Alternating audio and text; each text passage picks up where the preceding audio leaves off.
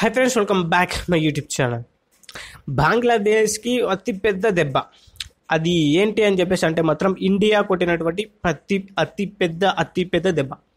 బంగ్లాదేశ్ అంటే ఏంటి? First of all అక్కడ ఉన్నటువంటి క్లాత్స్, అదేవిధంగా చూసుకున్నట్లయితే డిఫరెంట్ కైండ్ ఆఫ్ ఎక్స్పోర్ట్స్, వీటి మీద ఆధారపడి బతుకున్నటువంటి బతుకులు.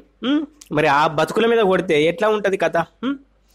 ఎందుకంటే మాత్రం ఆ బతుకుల మీద ఎందుకు కొట్టిరంటే మాత్రం సింపుల్గా ట్రాన్స్పోర్టేషన్ సంబంధించినటువంటి ఒక యాక్ట్ అనేది మనమైతే వాళ్ళిద్దరు అంటే లైక్ బంగ్లాదేశ్ అదేవిధంగా ఇండియా మధ్యలో ఒక ఒప్పందం అనేది ఉంటుందన్నమాట. ఈ ఒప్పందాన్ని రద్దు చేసిందనమాట నిన్నటికి నిన్న. ఎందుకు రద్దు చేసింది, ఏం కథ అని చెప్పేసి అంటే మాత్రం సింపుల్గా ఇప్పుడు మనం ఏదైనా వస్తువులను క్యారీ చేయాలంటే మాత్రం ఏ విధంగా క్యారీ చేస్తాం? ఇలా ఐదర్ ఫ్లైట్లో అయినా క్యారీ చేస్తాం, అదేవిధంగా చూసుకున్నట్లయితే మనకి సీ పోర్ట్ ద్వారా మనమైతే ఎక్స్పోర్ట్ చేయడానికి అయితే ట్రై చేస్తాం, అవునా కదా? అదేవిధంగా బంగ్లాదేశ్ వాళ్ళు ఒకప్పుడు ఈ యొక్క వస్తువులను వీళ్ళ దగ్గర ఉన్నటువంటి క్లాత్స్ కావచ్చు, అవి కావచ్చు ఫస్ట్ కాపీడ్ ఉన్నటువంటి క్లాత్స్ అని చెప్పేసి చెప్పుకోవచ్చు.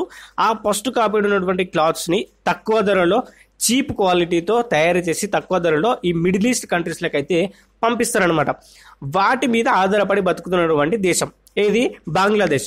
ఇప్పుడు ఏమైంది, వీటిని ట్రాన్స్పోర్టేషన్ చేయాలంటే మాత్రం ఏ విధంగా ట్రాన్స్పోర్టేషన్ చేస్తారు? మనకి మన బంగాళాఖాతంలో నుంచి మళ్ళీ ఈ శ్రీలంక పోర్టు నుండి ఇటు మిడిల్ ఈస్ట్ కంట్రీస్కి అయితే వీళ్ళు పంపిణీ చేసేవాళ్ళు.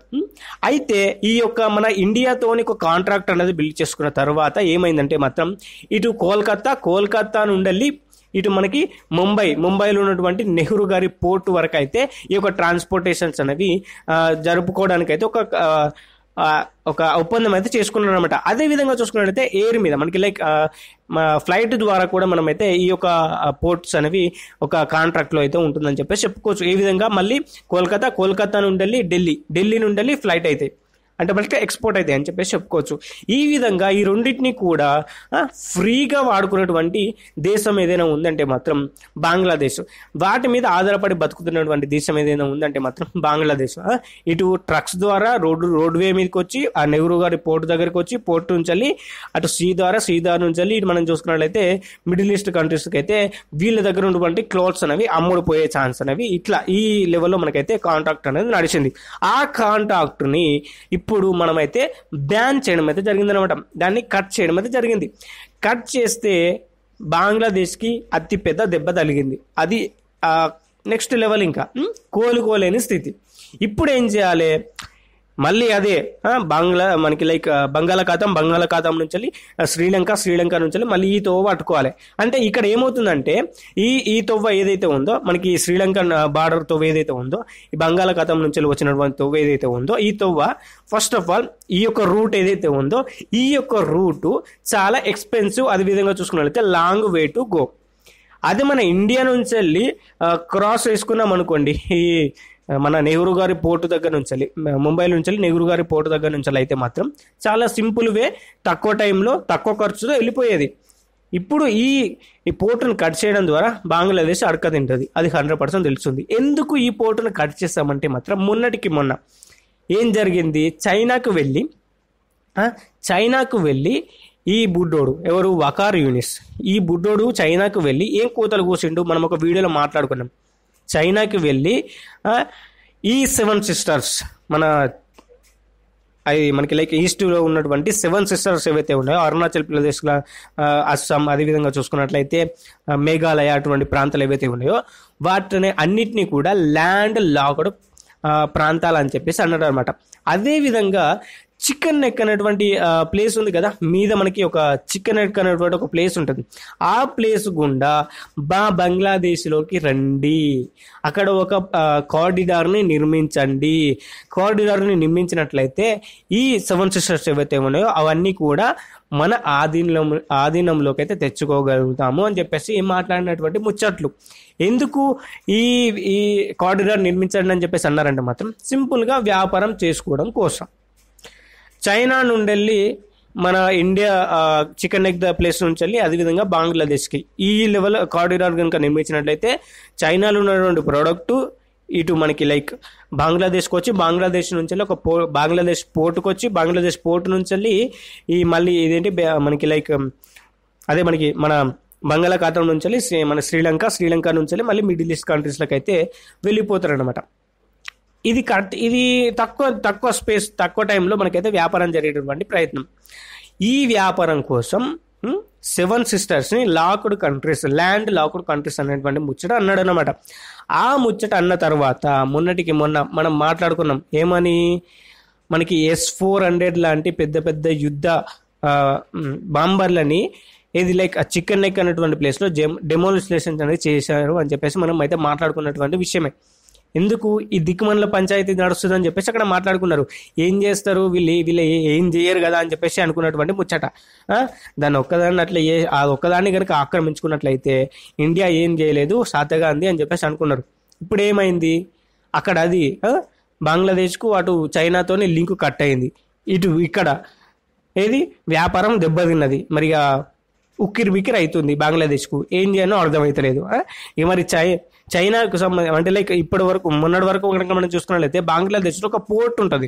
ఆ పోర్ట్ నుండి మనమైతే 7 సిస్టర్స్కి అయితే మనమైతే వ్యాపారం అంటే లైక్ అక్కడికి మనమైతే ఈ బట్టలు కావచ్చు, గూడ్స్ కావచ్చు, అవన్నిటిని కూడా పంపించేవాళ్ళం బంగ్లాదేశ్ నుంచి. అంటే లైక్ ఇండియా నుంచి బంగ్లాదేశ్ పోర్ట్ నుంచి 7 సిస్టర్స్కి మనమైతే మనకి కారిడార్లో ఈ తొవ్వ అనేది మనమైతే నిర్మించుకొని అక్కడ ఉన్నటువంటి వస్తువులు కావచ్చు వాటిని అన్ని కూడా మనమైతే సరఫరా అనేది చేసుకోగలిగాం.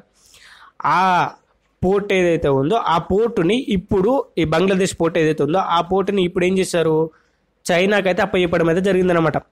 అర్థమైందా?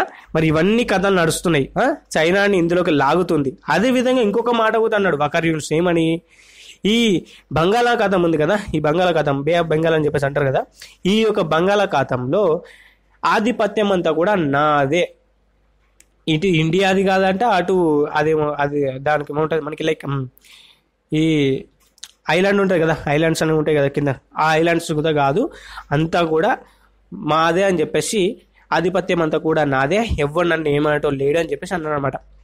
ఇప్పుడు అన్ని వైపులా కూడా లాక్ చేసినాం, నీకు చైనాతోనే లింక్ కట్టు, ఇటు మనం చూసుకున్నట్లయితే ఈ వ్యాపారం అనేది కట్ చేసినాం. అంటే లైక్ రోడ్డు లాక్ అని చెప్పేసి దానికి సంబంధించినటువంటి ఈ లాక్ అనేది కట్ చేసినాం. ఇంకేమైంది, సీ ల్యాండ్ త్రూ మనకి ఎట్లా చేసైనా మన ఆధిపత్యంలోనే ఉంటుంది, అది సముద్రం అనేది మన ఆధిపత్యంలోనే ఉన్నది. ఇక మరి వీడి పరిస్థితి ఏంది నాకు అర్థం కాకడుతా, వీడు ఏం కూతలు కూర్చుండ్రబోయి నాకు అర్థం కాకూడదు, నెక్స్ట్ లెవెల్ ఆడుకున్నాడు. ఇక మరి ఈ దిక్కుమల్ల పంచాయతీ పెట్టుకున్నాడు కాబట్టి ఇప్పుడు అనుభవిస్తున్నాడు. అట్నే ఉంటుంది మరి, వాడు పోయి అటువంటి దిక్కుమల్ల కూతలు కూయకపోతే ఇప్పుడు నీవు ఈ కంట్రీ సేఫ్గా ఉండదు కదా, నాకు అర్థం కాకూడదా. పెట్టుకున్నావు పెద్ద పంచాయతీ, ఇప్పుడు అనుభవిస్తున్నావు, నీకు ఎటు ఊపిరి ఆడతలేదు. ఇప్పుడు మళ్ళీ నువ్వు కాలబేరానికి రావాల్సిందే ఎట్లా చేసి. అక్కడ బాంబర్స్ అనేవి డెమోన్స్ట్రేషన్ అది చేసినాం, ఆ బాంబర్స్ని ఎట్టి పరిస్థితుల్లో తీసేది లేదు. ఇటు నీకు వ్యాపారం అనేది కొనసాగది. నువ్వు మళ్ళీ యథావిధిగా గదే మళ్ళీ శ్రీలంకన్ పోర్టు నుంచి మళ్ళీ నువ్వైతే తీసుకోవాల్సిన అవసరం అయితే ఉంటుంది. శ్రీలంకన్ పోర్టుని నువ్వు ఎట్లయినా వాడుకోవాల్సిన అవసరం అయితే ఉంటుందని చెప్పేసి చెప్పుకోవచ్చు. ఇక మరి నీ దిక్కు అనేది లేదు, ఇక నువ్వు ఏం చేస్తావో నాకు తెలియదు అని చెప్పేసి అంటుందన్నమాట ఇండియన్ గవర్నమెంట్. సింపుల్గా ఇండియా బంగ్లాదేశ్ని ఆక్రమించుకోవాలంటే 2 నిమిషాల పని, కానీ ఎందుకు చేయట్లేదు? ఓపిక పట్టు, నువ్వు వాడు ఎంతన్నా మొత్తుకొని ఏమన్నా కానీ మాకు సంబంధం లేదు. వాడు ఏమైనా కథలు పడ్డా మేమైతే యాక్షన్ తీసుకుంటాం. గిట్టుమంటే బిక్కుమల్ల పనులు చేస్తే మాత్రం చేసినాం కదా మరి. ఆ ల్యాండ్ అది మన లైక్ వాడి వ్యాపారం మీద దెబ్బ కొట్టినాం కదా, మరి అట్లనే ఉంటుంది మరి, మినిమం ఉంటుంది కదా. ఎవరైనా కానీ ఏదైనా కానీ మాట్లాడే ముందు ఆలోచించుకొని మాట్లాడాలని చెప్పేసి అంటారు కదా. నువ్వేం చేసినావు, ఇష్టం వచ్చినట్టు మాట్లాడినావు, బోల్తా పడ్డావు, కథం అయిపోయింది. బంగ్లాదేశ్ పని కుప్ప ఉలే ఛాన్స్ ఉంది.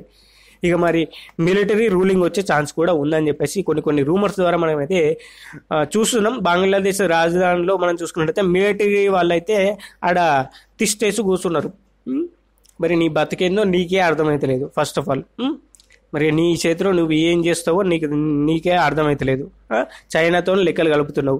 చైనాతో లెక్కలు కలిపినావు అనుకో, నీ దగ్గర ఉన్నటువంటి ల్యాండ్ ఏదైతే ఉందో అదంతా కూడా దానికి రాసి అని చెప్పేసి అంటారు అనమాట. అప్పుడు నువ్వు అడక తినాల్సిన అవసరం అయితే ఉంటుంది. ఇప్పుడు వాడు డబ్బులు ఇస్తుండని చెప్పేసి నువ్వు వానికి జైలు కొడుతున్నావు. కానీ ఒకవేళ గనక చైనానే నీకు డబ్బులు ఇచ్చిందా అంటే లైక్ ఇప్పటివరకు ఇచ్చింది, ఇంకా ఇచ్చిందా, అంతే. ఇంకా బంగ్లాదేశ్ జుట్టు మొత్తం చైనా చేతులు ఉంటుంది. ఇండియా ఏం చేయరాకుండా ఉంటుంది. అటువంటి పరిస్థితి రావదంటే మాత్రం ఇటువంటి పనులన్నీ చేయక తప్పదు. అర్థమైంది కదా? మరి గిట్ల ఉంటుంది కథ. ఇక మరి ఈ కథ మీకేమనిపించింది, మీకు ఎట్లా అనిపించింది? ఈ కథ గురించి ఏంది ఈ కథ మీకేమైనా తెలిసి ఉంటే లెస్ మీ నో కింద కామెంట్ సెక్షన్లో కామెంట్ చేయండి. వీడియోకి అయితే ఇంత గ్యాస్ వస్తే ఒక లైక్ చేయండి, ఛానల్కి సబ్స్క్రైబ్ చేసుకోండి, పక్కన వచ్చిన బెల్ ఐకాన్ ఆల్ మీ టాప్ చేసుకోండి. Thank you for watching. జై హింద్, శ్రీ బాయ్.